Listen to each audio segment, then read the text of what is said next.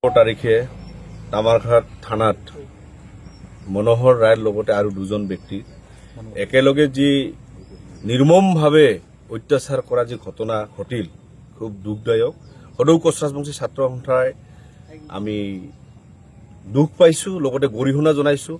বিশেষকৈ অসমৰ মাননীয় মুখ্যমন্ত্ৰী ডাঙৰীয়া যিটো হোম ডিপাৰ্টমেণ্টৰ আজি অচিয়ে এই ধৰণৰ কাম কৰাৰ কাৰণে আমি খুব দুখ পাইছোঁ আৰু নিন্দা জনাইছোঁ।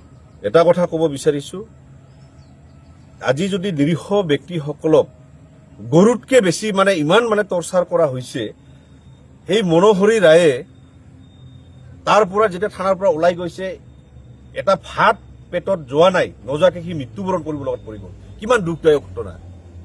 এই ধৰণৰ ঘটনা পুলিচৰ যি আইনৰ ৰক্ষকে যদি এই ধৰণৰ কাম কৰি যায়, তেতিয়াহ'লে সমাজখন কেনেকৈ থাকিব? আমাৰ প্ৰশ্ন হয়, অসমত বৰ্তমান মানৱতা নোহোৱা হৈ গৈছে নেকি? দানৱীয় চৰিত্ৰ যদি আজি পুলিচ প্ৰশাসনে যদি ব্যৱহাৰ কৰিব বিচাৰে, তেতিয়াহ'লে এই ধৰণৰ ব্যৱস্থাৰ কাৰণে অসমৰ মাননীয় মুখ্যমন্ত্ৰী ডাঙৰীয়াই তৎকালীন বিহিত ব্যৱস্থা কৰিব লাগে। আৰু আপোনালোকৰ এই হোম ডিপাৰ্টমেণ্টত এইবোৰ শিক্ষা দিয়া হয় নেকি? নিৰীহ মানুহৰ ওপৰত গৈ সমাজখন বিচলিত কৰক, আমাৰ এই জনসাধাৰণৰ মানুহখিনিক টৰ্চাৰ কৰি যিসকল ব্যক্তিয়ে মোটামুটি আজি ভালভাৱে গাঁওখনত চলে, সেইসকল ব্যক্তিক আজি নিৰ্মমভাৱে অত্যাচাৰ কৰি সমাজখন বিচলিত কৰাৰ আৰু এইখন সমাজো ধ্বংস কৰিব বিচৰা বুলি আমাৰ ইয়াত কিন্তু আমাৰ প্ৰশ্ন উদয় হৈছে। কাৰণ আমি দেখিবলৈ পাইছোঁ কোচ ৰাজবংশীসকল কিন্তু বেছি উদাৰ মনৰ আৰু সহজ সৰল কাৰণে কিন্তু আজি আমাৰ কোচ ৰাজবংশী মানুহৰ ওপৰত বাৰে বাৰে কিন্তু অন্যায় অত্যাচাৰ চলি আছে। আমি এটা কথাই আহ্বান কৰিব বিচাৰিছোঁ, কোচ ৰাজবংশীসকলৰ উদাৰতা মনোভাৱক যদি আপোনালোকে দুৰ্বলতা বুলি ভাবে, তেতিয়াহ'লে কিন্তু এইটো ভুল কৰিছে। কোচ ৰাজবংশী ছাত্ৰ সন্থাই প্ৰত্যেকটো প্ৰান্তৰ কোচ ৰাজবংশী সমাজক আমি একত্ৰিত হৈ আমি একেলগে আমি চলি আছোঁ। আৰু যিবোৰ ঘটনা ঘটি আছে, এইবোৰ ঘটনা যদি উচিত যদি তদন্ত কৰি যদি ভাল যদি শাস্তি দিয়া নহয়, তেতিয়াহ'লে কিন্তু সদৌ কোচ ৰাজবংশী ছাত্ৰ সন্থাই ৰাজপথত নামিব। আমি কপিল বৰাক এৰেষ্ট কৰা আমি শুনিবলৈ পাইছোঁ। এই এৰেষ্ট কৰাটো কেৱল নামত এৰেষ্ট কৰিলে নে কিহৰ কাৰণে কৰিলে, তাত উচিত তদন্ত কৰাৰ কাৰণে আমি কোচ ৰাজবংশী ছাত্ৰ সন্থাৰ তৰফৰ পৰা আমি আইনৰ দিশটো চোৱাৰ কাৰণে আমি মানুহ এজন প্ৰজেক্ট কৰা হ'ব। ইয়াত দাড়ি কমা এটাও ইফাল সিফাল নোহোৱাকৈ কেছ দাড়ি ভালকৈ যাব লাগিব কোৰ্টত। ইয়াত কেৱল যাতে মানুহৰ আৱেগ অনুভূতি বৰ্তমান দেখি যাতে কেৱল খালি এৰেষ্ট কৰাটো আমি যদি হয়, তেতিয়াহ'লে কিন্তু ইয়াত ডাও ডাওকৈ কিন্তু জ্বলিব এই অঞ্চল। সেইকাৰণে অসমৰ মাননীয় মুখ্যমন্ত্ৰী ডাঙৰীয়াক এটা কথাই ক'ব বিচাৰিছোঁ, এইটো এটা মাৰ্ডাৰ, কমপ্লিট এটা মাৰ্ডাৰ হৈছে। এই মাৰ্ডাৰ হোৱাৰ কাৰণে যি ছেকশ্যন লগাই যেনেকৈ পানিছমেণ্ট হ'ব লাগে, কপিল বৰাৰ ক্ষেত্ৰত এইটো হ'বই লাগিব।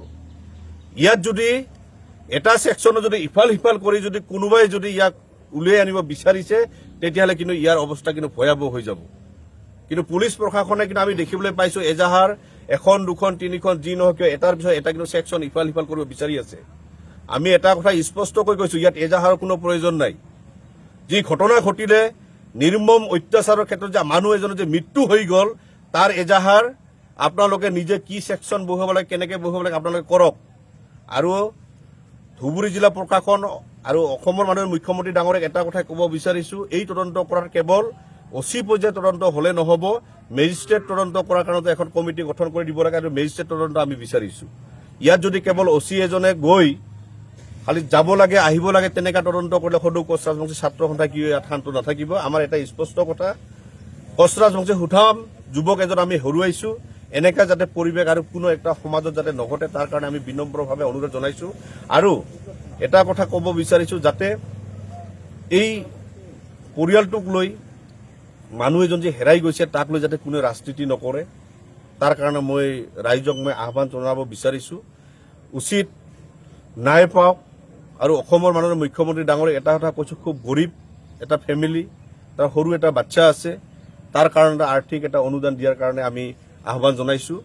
আৰু ধুবুৰী জিলা প্ৰশাসনৰ DC SP এইসকল ব্যক্তিক আমি এটা কথাই ক'ব বিচাৰিছোঁ, এইটো তদন্ত উচিত ভালভাৱে তদন্ত হওক। আৰু যি অপৰাধী, সেই অপৰাধী কিন্তু উচিত শিক্ষা পাবই লাগিব। কেৱল কপিল বৰাক যদি নিলম্বন কৰি বা আজি জেলত পঠাই যদি 15 দিনৰ কাৰণে ওলাই অনাৰ পিছত যদি পুনৰ যদি বেলেগত পষ্টিং দিব বিচাৰে বা আজি ইয়াত নাথাকি নিশ্চয় শিৱসাগৰত দিব পাৰে, এইবোৰ কিন্তু আমি কেতিয়াও আমি পাহৰি নাযাম। আৰু কপিল বৰাৰ ক্ষেত্ৰত উচিত শাস্তি পাবই লাগিব, যদি নাপায় আমি সদৌ কোচ ৰাজবংশী ছাত্ৰৰে ৰাজপথত নামাৰ কাৰণে কিন্তু আমি আগবাঢ়ি আহিম।